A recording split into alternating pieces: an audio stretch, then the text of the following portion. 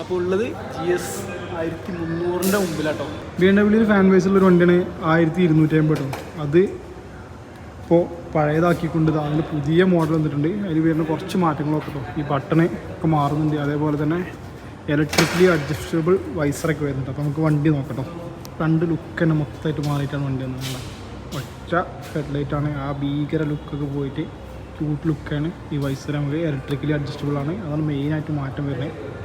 പിന്നെ ഇതാ ബട്ടണും കാര്യങ്ങളൊക്കെ മാറിയിട്ടുണ്ടാവും. നമുക്ക് സാധാരണ സെൻട്രൽ ഇവിടെ ബട്ടണും കീ ഇവിടെ തന്നെയാണ് വെക്കൽ. ബട്ടൺ ഇതാ ഇവിടെയാണ് ബട്ടൺ വരുന്നത്. സ്റ്റാർട്ടിങ്ങിൽ ബട്ടൺ. വണ്ടി ഓണായി വരുന്നുണ്ട്. എക്സോസ് നോട്ടൊക്കെ നല്ല ഗംഭീര എക്സോസ് നോട്ടാണ്.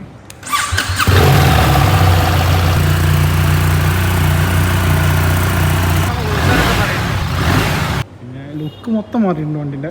1300 GS അതേപോലെ 1250 അവിടെ ഉണ്ട്.